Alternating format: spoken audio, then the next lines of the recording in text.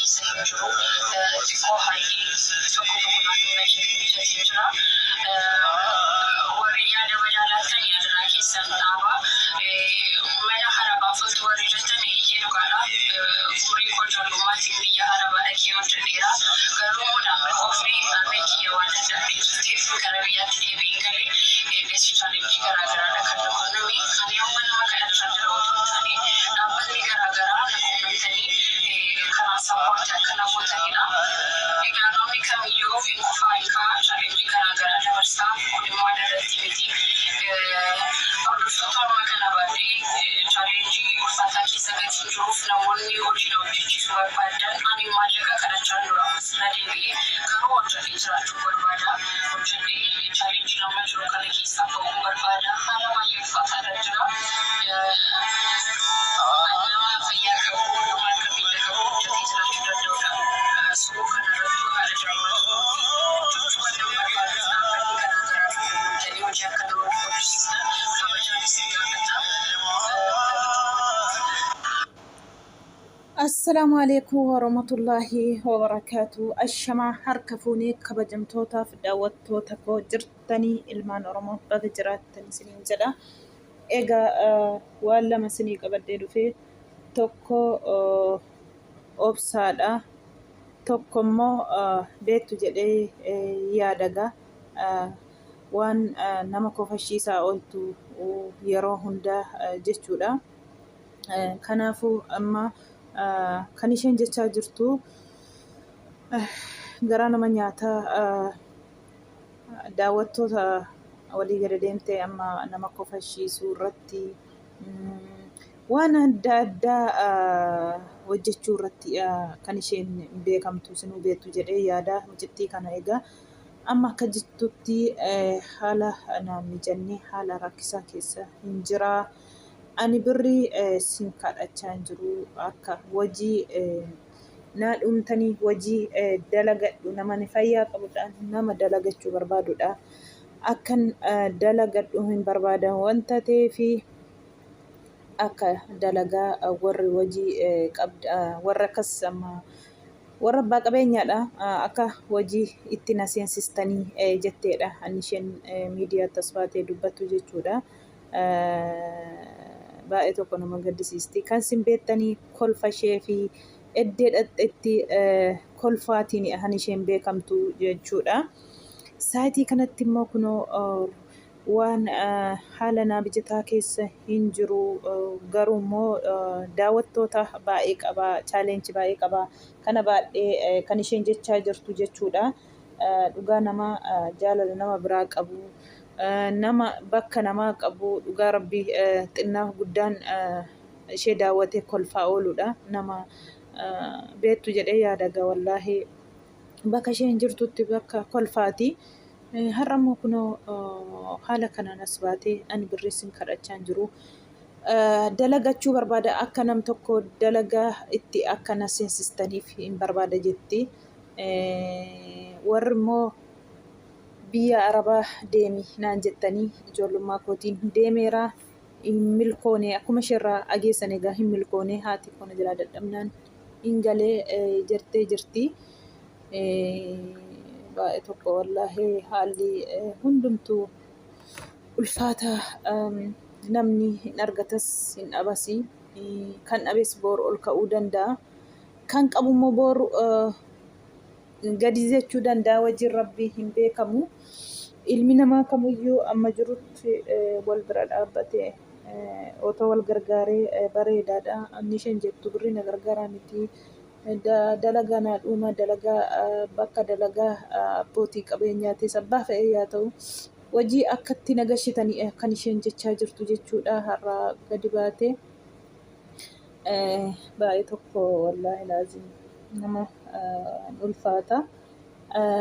Asumaan illee obboleettii keenya maamiti inshaallah har'a dukkanaatu bor numa dhifti.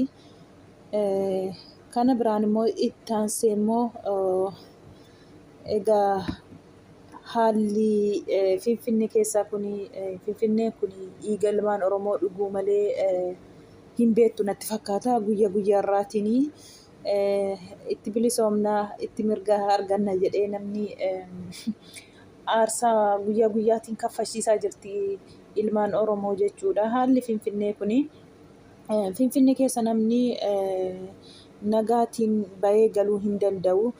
Dalagatee carraaqqatee galuus hin danda'u. Keessumaa xiyyeeffannoon ijoollee Oromoo irratti bichaadha.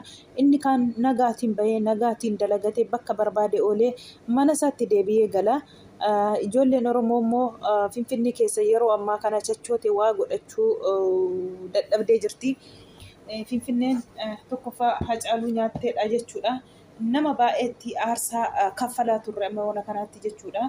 Finfinneen dhiigalmaan Oromoo dhuguu malee waan tokko waan irratti milkoonee irratti bu'aa tokko arganne hin qabnu jechuudha. Guyyaa guyyaatiin lubbuu namaa darbarsuu guyyaa guyyaatiin aarsaa meeqa kaffaluu taatee jirti jechuudha. Sa'aatii kanatti ijoollee baay'eetti dhabnee, artistoota baay'eetti dhabnee, astamaarota baay'ee, dooktoroota baay'ee itti dhabnee jechuudha Finfinnee kana keessatti.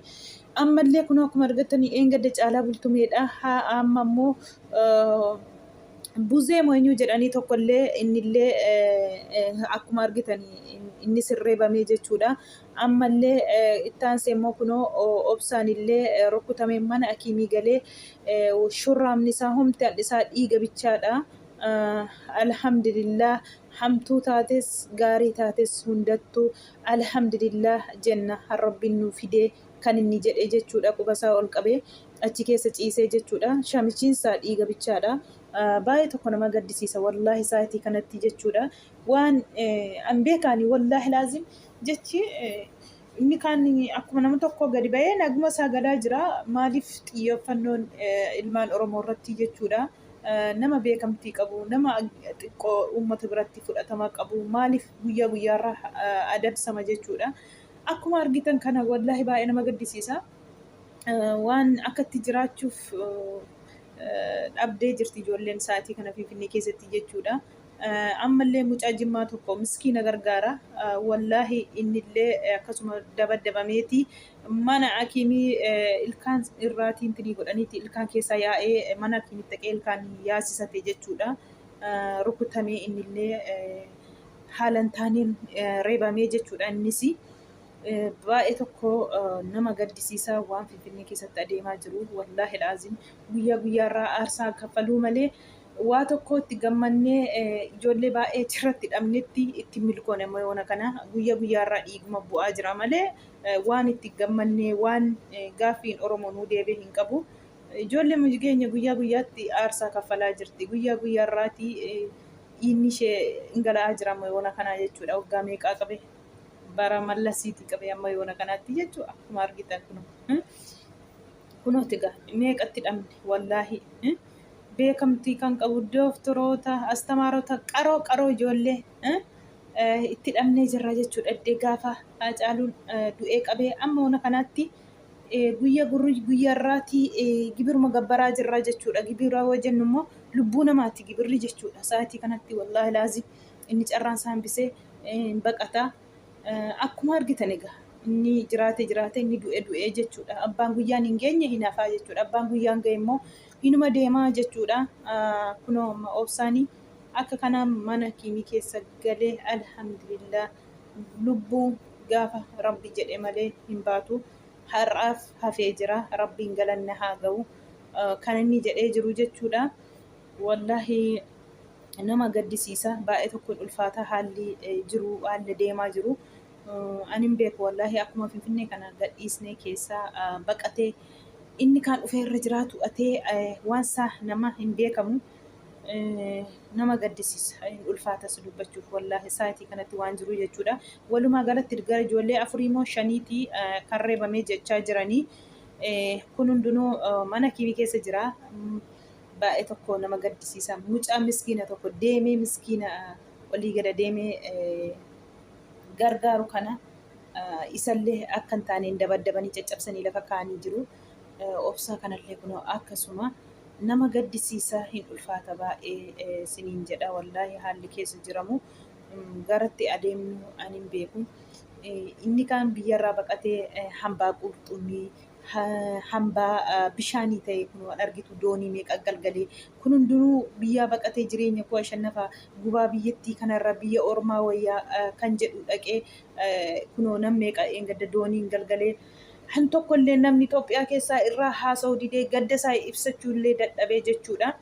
Maaliif rabshaama kana jibbitee biyya keessattis jiraattee akkatti dalagattee jiraattu dhabdeeti gara baddee gara biyya biraatti wayya jetteeti inni isheen dhaxxee ijoolleen keenya hambaa qurxummii taa'aa jirtu illee argetti jechuudha.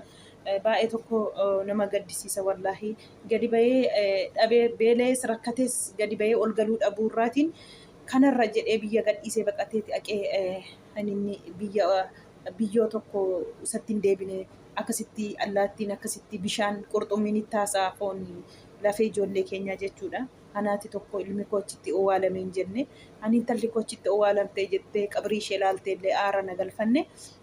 Akka kanaan hambaa bishaanii taate hambaa qurxummii taate hambaa allaattii taate biyyoo tokkollee irra deebisaa hin qabne jechuudha. Ijoolleen keenya kanuma baqatteeti garbummaa kana jibbiteeti kunoo gadi baatanii nan hirreebamtu ol galtanii hirreebamtu amma yoomitti of ta'eeti jiraata namni biyya isaa keessaa akkatti of ta'ee boquusaa ol qabatee gadi bahee gadi ol galuu dhabdeetti ijoolleen Finfinnee keessatti jechuudha. Sa'aatii ammaa kana Finfinnee bichaa miti iddoo adda addaattis adamsaamatu jira biyya isaaniis ta'ee idduma hundattuu kan Oromoo kana hin beeku wallaahi rabbuun ta'a dubbatu malee baay'ee tokko nama gaddisiisa jechuudha. Ulfaata obsa baga rabbiin si hambisee jenna asumarraanii warra kaanillee rabbiin isaan haa fayyisu. Warra akka kee fakkaatota mana keenya keessa jirullee jedha.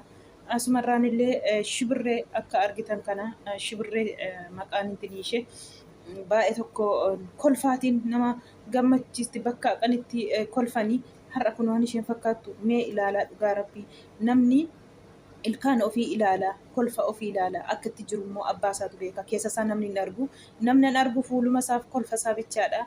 Har'a akka kanaa fakkaattee isheen gadi baate wallahi baay'ee tokko laphee nama cabsa.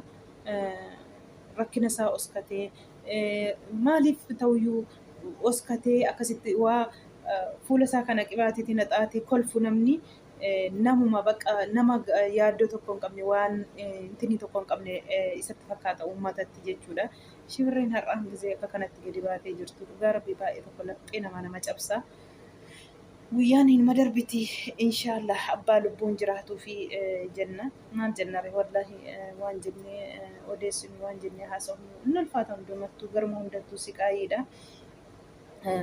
Yeroo hunda kana keenya akka ilmoo abaarsaati waan keenyi alhamdulillah ala kullu haala rabbiin egaa waan gannutti qabee hundaa kana ol nurraa haa kaasu wallahi laazim hin jabaata sa'aatii kanatti wanti hundinuyyuu maaliif baay'ee tokko ulfaataa jira.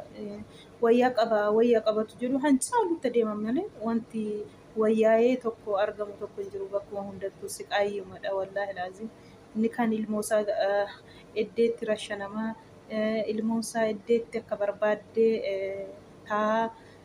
baay'ee tokko nama gaddisiisa haala itti adeemnu. Barri kuni keessaa darbeetii waan gaarii guyyaatti arginutu jiratee wayin immoo akkasumaan hafnatee rabbii kanatu beeka inni hin danda'a dhugaa rabbii wallaahi namni nagaan bahee walqixxummaa argatee akkuma nam tokko gadi bahee ol galee gammachuusaadha. Namni sa'aatii kanatti nyaataaf hin bo'aan jiru gadi bahee nagumaa ol deebidu bo'aa jira.